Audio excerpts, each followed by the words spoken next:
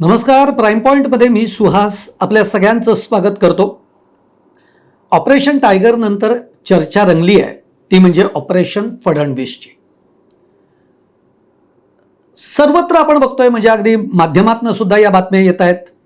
उद्धव ठाकरे सुद्धा म्हणाले की देवेंद्र फडणवीस यांचे पंख कोणीतरी काटताय. नेमकं चाललंय काय? आणि सगळ्यांच्या मनामध्ये एक प्रश्न आहे की हे जे सगळे 6 खासदार फुटले ते एकनाथ शिंदेंच्याच पक्षामध्ये का गेले, भाजपमध्ये का नाही आले? आणि कुठेतरी मग देवेंद्र फडणवीसांचं बळ कमी करण्यासाठी किंवा देवेंद्र फडणवीसांचे पाय ओढण्यासाठी किंवा त्यांचे पंख छाटण्यासाठी हे सगळं रचलं जात आहे, हे सगळं घडवलं जात आहे. आता हे का घडतंय हे आपल्याला माहिती आहे. खासदार का फुटतायत हे आपल्याला माहिती आहे. आपचे फुटले, तृणमूल काँग्रेसचे खासदार बाहेर पडले, 20 खासदार, त्यांनी दुसऱ्या पक्षामध्ये प्रवेश केला. तसं आता महाराष्ट्रामध्ये उद्धव ठाकरेंचे खासदार फुटले आणि त्यांनी एकनाथ शिंदेंच्या पक्षामध्ये प्रवेश केला. खासदार फुटतायत. बरं, खासदार फुटतायत ते एकनाथ शिंदेंच्या बरोबरच जात आहेत, भाजपमध्ये येत नाही आहेत. याचं कारण खूप सरळ, सोपं, साधं आहे. ते म्हणजे आपण बघितलं की मधल्या काळामध्ये केंद्र सरकारने 2 बिल पास करण्याचा प्रयत्न केला, पण ते काही झाली नाहीत. एक महिला आरक्षणाच्या बाबतीतलं होतं आणि एक डिलिमिटेशनच्या बाबतीतलं होतं. आणि खरं तर ती कुठेतरी एक सल ही पंतप्रधान नरेंद्र मोदी असतील, अमित शहा असतील, यांच्या मनामध्ये ती सल राहिली आहे की आपलं संख्याबळ कमी आणि म्हणून ते विधेयक पास झालं नाही. आता तर ते करूनच घ्यायचं आहे. एक लक्षात घ्या, 2029 पर्यंत आपण बघितलं की पंतप्रधान नरेंद्र मोदींचा जो अगदी 2014, 2019 हा जो काही एक करिश्मा होता, तसा तो आता कमी झालेला आहे. मी संपलाय असं अजिबात म्हणणार नाही, किंवा रादर तो संपलेला तर नाहीच आहे, पण तो कमी झालाय. त्यामुळे एक शक्यता आहे की 2029ला जर का पुन्हा एकदा सत्तेमध्ये यायचं असेल तर आपल्याला विविध रीतीने काही प्रयोग नव्याने करावे लागतील. मग आता काय करता येईल? तर जर मुळामध्ये महिला आरक्षणाचं बिल पास झालं, विधेयक पास झालं, डिलिमिटेशनचं पास झालं, तर मग एक रस्ता मोकळा होतो आणि पुन्हा 2029ला भाजप सत्तेत येण्याचा मार्ग खुला होऊ शकतो. या सगळ्यासाठी हा आटापिटा चालू आहे.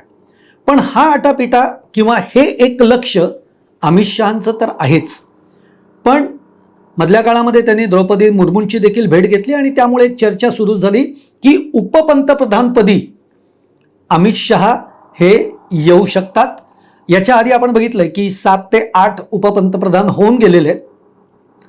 उपपंतप्रधान होणं म्हणजे काय?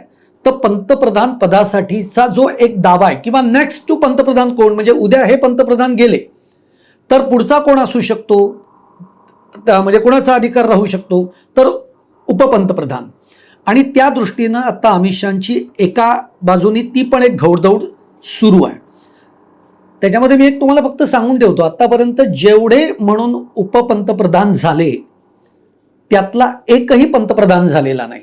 मग अगदी तुम्ही सगळे पहिल्यापासून, म्हणजे जवाहरलाल नेहरूंच्या वेळेला सरदार वल्लभभाई पटेल हे उपपंतप्रधान होते, पण सरदार वल्लभभाई पटेल हे पंतप्रधान झाले नाहीत. ते अगदी अटल बिहारींच्या वाजपेयींच्या बरोबर लालकृष्ण अडवाणी होते, पण लालकृष्ण अडवाणी सुद्धा काही पंतप्रधान झाले नाही. मधल्याही काळामध्ये जे काही होऊन गेले उपपंतप्रधान ते काही झालेले नाही. हे आपलं मी एक माहितीसाठी म्हणून सांगून ठेवतो. यातनं वेगळा अर्थ मला काहीही अपेक्षित नाही किंवा काढायचाही नाही आहे. पण अमित शहा त्या दृष्टीतनं बांधणी करतायत. अर्थात अमित शहा या सगळ्या गोष्टीला, म्हणजे ज्याला म्हणतो आपण, कारण अमित शहांनी आतापर्यंत जी काही कामं केलेली आहेत, अगदी टार्गेट ठेवून कामं केलेली आहेत. मग 370 कलम हटवण्यापासून जे काही आतापर्यंतची कामं आहेत ते अगदी पश्चिम बंगालपर्यंत सत्ता भाजपची आणणं इथपर्यंत अमित शहांची रणनीती, त्यांची कॅल्क्युलेशन्स, त्यामागे त्यांनी घेतलेली मेहनत ही आपल्या सगळ्यांना माहिती आहे. एक चाणक्य म्हणून अमित शहांकडे बघितलं जातं. पण हा एक भाग त्यातला असताना आता पंतप्रधान पदाच्या शर्यतीमध्ये तिकडे योगी आदित्यनाथ हे आहेत, देवेंद्र फडणवीस आहेत, तिकडे आसामचे देखील मुख्यमंत्री आहेत, त्यांचं देखील नाव चर्चेमध्ये येत आहे. पण या सगळ्यामध्ये एक उजवी बाजू म्हणून देवेंद्र फडणवीसांकडे अधिकाधिक बघितलं जात आहे. याचं कारण असं आहे, मधल्या काळामध्ये इंडियन एक्सप्रेसमध्ये एक लेख आलेला होता. त्या इंडियन एक्सप्रेसमध्ये काही आर्टिकल्स यायची. ही आर्टिकल्स कोण द्यायचं? तर ही आर्टिकल्स प्रामुख्याने असं म्हटलं गेलं आहे की ती संघाचीच काही लोक लिहित होती. त्याच्यामध्ये असं म्हटलेलं आहे की पंतप्रधान कसा पाहिजे, तर पंतप्रधान हा अभ्यासू असायला पाहिजे, इंग्लिशवर त्याची कमांड असली पाहिजे, निर्णय क्षमतेमध्ये तो अत्यंत स्ट्रॉंग असला पाहिजे. अशा पद्धतीची एक मांडणी त्या सगळ्या आर्टिकल्समधून केली गेलेली आहे. आता हे सगळे जे गुण आहेत, नेतृत्व गुण, इंग्लिश, उच्च शिक्षित, अमुक तमुक, हे सगळे गुण कोणाला लागू पडतात, तर ते देवेंद्र फडणवीस यांना लागू पडतात. पुन्हा ते एक व्यक्तिमत्व आणि या सगळ्या बाजूंनी. आता देवेंद्र फडणवीसांचं जर का काही पंतप्रधान म्हणून जर का काही रेसमध्ये त्यांचं नाव पुढे असेल, तर त्यांना वेळीच आळा घातला पाहिजे अशी एक रणनीती ही अमित शहांकडून आखली जाती आहे, अशी एक चर्चा आता सुरू झाली आहे. आता नुकतेच उद्धव ठाकरे देखील म्हणाले की देवेंद्र फडणवीसांचे पंख कापले जात आहेत. देवेंद्र फडणवीस हे खूप त्यामुळे आपल्याला धीरगंभीर झाल्यासारखे बघायला मिळत आहेत. आणि जर देवेंद्र फडणवीस हे पंतप्रधान पदाच्या शर्यतीमध्ये असतील किंवा ते जर होत आहेत असं जर का स्थिती असेल, तर आमच्या शिवसेनेचा देवेंद्र फडणवीसांना पाठिंबा राहील, महाराष्ट्रातला मराठी माणूस पंतप्रधान व्हायला पाहिजे वगैरे वगैरे वगैरे. पण मग देवेंद्र फडणवीसांचे पंख कापण्यासाठी म्हणून काय चालू आहे, तर इकडे एकनाथ शिंदेंना बळ द्यायचं, त्यांची शिवसेना स्ट्रॉंग करायची, एकनाथ शिंदेंना स्ट्रॉंग करायचं. त्यांना एक कमिटमेंट दिली गेलेली आहे की तुम्हाला आम्ही मुख्यमंत्री महाराष्ट्र राज्याचे बनवू. कारण एकनाथ शिंदेंची जी काही आशा आहे मुख्यमंत्री होण्याच्या बाबतीतली, ती काही लपून राहिलेली नाही आहे. त्यामुळे त्यांना मुख्यमंत्री व्हायचंच आहे आणि म्हणून त्यांना दिल्लीकडनं सातत्याने हे आश्वासन मिळतं आहे अमित शहांकडनं. त्यामुळे आता चर्चा अशी रंगली आहे की पुढच्या 6 महिन्यात म्हणजे नोव्हेंबर डिसेंबर, फार काळ नाही, इथपर्यंत नोव्हेंबर डिसेंबरमध्ये खूप मोठ्या घडामोडी घडतील आणि मुख्यमंत्री म्हणून एकनाथ शिंदेंना महाराष्ट्राचं मुख्यमंत्री म्हणून आणलं जाईल आणि देवेंद्र फडणवीस यांना केंद्रामध्ये एक मोठं खातं, मग ते कदाचित अर्थ खातं असेल, शिक्षण खातं असेल किंवा असं काहीतरी मोठं बलाढ्य खातं देऊन ज्या आत्तापर्यंतच्या त्यांच्या सगळ्या जी काही राजकीय त्यांची सगळी वाटचाल राहिलेली आहे तगडी, त्या पद्धतीनं त्यांना काहीतरी तगडं खातं देऊन त्यांना दिल्लीमध्ये आणायचं. म्हणजे आपसुकच त्यांचा एक पत्ता कट होऊन जातो. तुम्ही म्हणाल तो कसा, एक लक्षात घ्या की अर्थ खात्यासारखं खातं, मोठं बलाढ्य खातं देणं किंवा शिक्षण, आज तुम्हाला माहिती आहे शिक्षण खात्याच्या बाबतीमध्ये आज देशभरामध्ये काय चर्चा चालू आहे, शिक्षण मंत्र्यांचा राजीनामा मागितला जातोय. त्यामुळे असं एखादं खातं गळ्यात मारायचं की ज्यामुळे ते पूर्णतः बाजूला पडू शकतात. म्हणजे आपण गावाकडे जशा पद्धतीने म्हणतो की एखाद्या खूप उडत असेल तर त्याला ट्रकच घेऊन द्यायचा, म्हणजे मग त्याचा करेक्ट कार्यक्रम होऊन जातो. तर ते तशा पद्धतीचं आहे की देवेंद्र फडणवीसांना हे द्यायचं.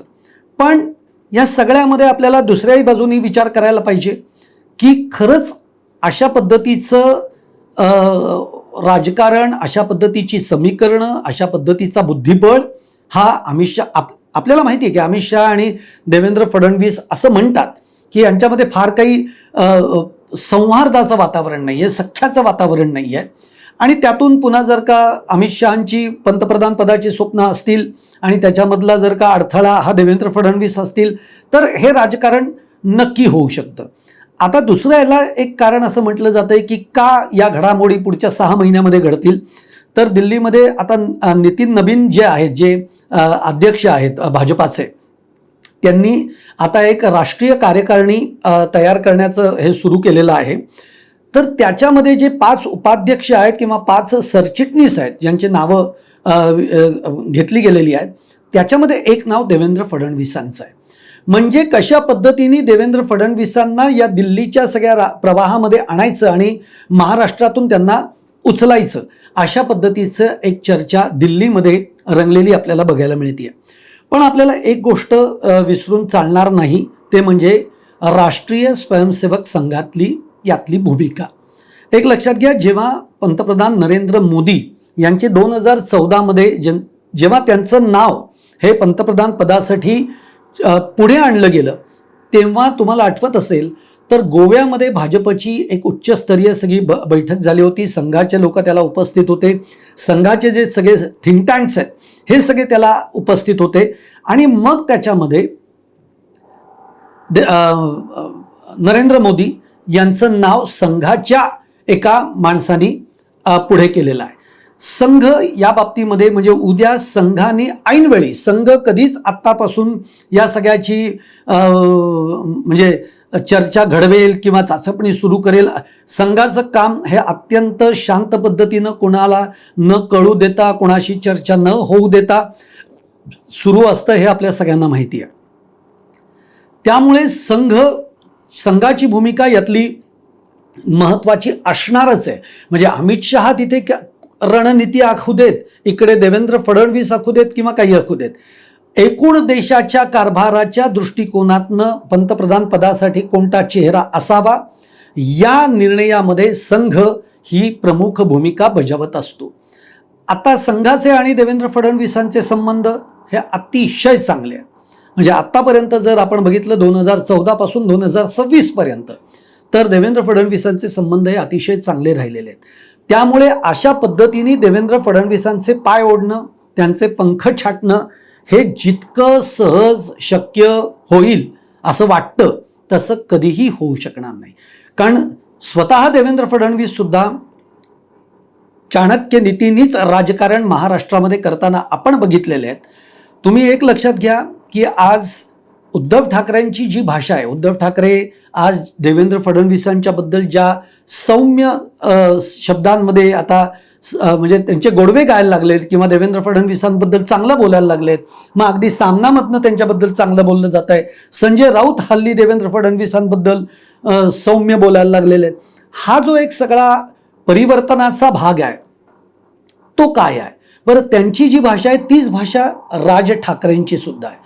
राज ठाकरे अमित शहांना लक्ष करतील, राज ठाकरे एकनाथ शिंदेंना लक्ष करतात, पण राज ठाकरे देवेंद्र फडणवीसांना फार लक्ष करत नाही. याच्यामागचं एक कारण असंही सांगतो, थोडंसं आपण मागे गेलो तर राज ठाकरे आणि उद्धव ठाकरे एकत्र येण्यासाठी जी लंडनमध्ये राज ठाकरे आणि उद्धव ठाकरे यांची जी भेट झाली होती, ही भेट घडवून देखील आणली होती ती देवेंद्र फडणवीसांनी. एक लक्षात घ्या, राजकारण हे काही 6 महिन्यांच्या दृष्टिक्षेपातलं कधीच खेळलं जात नाही. राजकारण हे पुढचे 2-3 वर्षाचे आडाखे बांधत खेळलं जातं, पुढच्या 5-10 वर्षांचा प्लॅन डोळ्यासमोर ठेवून खेळलं जातं. त्यामुळे देवेंद्र फडणवीस सुद्धा यातले ज्याला म्हणतो ना शागिर्द खिलाडी आहेत, ते काही असे तसे नाही आहेत. त्यामुळे एकनाथ शिंदेंना कसं रोकायचं, कुठे रोकायचं, जे आजपर्यंत आपण बघतोय की मुख्यमंत्री झाल्यापासून देवेंद्र फडणवीसांनी कुठे कुठे चेकपॉइंट्स लावले हे आपण बघितलंय की ज्याच्यामुळे एकनाथ शिंदे हैराण झाले. ही सगळी जी खेळी आहे ही त्या दृष्टीनं जरी चालू असली तरीही देवेंद्र फडणवीसांचे पंख छाटले जातील, देवेंद्र फडणवीसांचे पाय ओढले जातील आणि देवेंद्र फडणवीसा रेसमध्ये जरी ते असले तरी स्पर्धा नक्की राहील. अमित शहा, देवेंद्र फडणवीस, मग योगी आदित्यनाथ अशी स्पर्धा होऊ शकते. यामध्ये सगळ्यात जास्त जड पारड आहे ते अर्थात अमित शहांचं आहे, ते तुम्हाला नाकारून चालणारही नाही. आणि पुन्हा नरेंद्र मोदींचा जर विचार केला तर नरेंद्र मोदींच्या नंतर जर का विचार झाला तर नरेंद्र मोदींची पसंती सुद्धा अमित शहांच्याच नावाला असेल, हेही दुर्लक्षित करून चालणार नाही. पण मग पुन्हा संघाची जेव्हा एक भूमिका येते तेव्हा संघाच्या मनामध्ये कोणाचं नाव आहे याचाही विचार करावा लागेल. त्यामुळे आत्ता हे सगळं जे काही चालू आहे की हे ऑपरेशन टायगर आहे का ऑपरेशन फडणवीस आहे का, मग 2029च्या दृष्टीनं उद्धव ठाकरे, देवेंद्र फडणवीस यांची काही नवी समीकरणं जुळतायत का, अशा ज्या सगळ्या चर्चा आहेत या चर्चा एक लक्षात घ्या, जरी नवी समीकरणं जुळत असली तरी ती समीकरणं का जुळतात याचाही विचार करा. शत्रूचा शत्रू तो आपला मित्र, हे एक त्याला साधं एक समीकरण असतं. दुसरं, आज देवेंद्र फडणवीसांचा सगळ्यात जास्त संघर्ष कोणाबरोबर आहे, 1 नंबरची स्पर्धा कोणाबरोबर आहे तर ती एकनाथ शिंदेंबरोबर आहे. त्यामुळे उद्धव ठाकरे फडणवीसांच्या बाजूनी आहे. उद्धव ठाकरेंचा 1 नंबरचा शत्रू कोण आहे, एकनाथ शिंदे आहेत.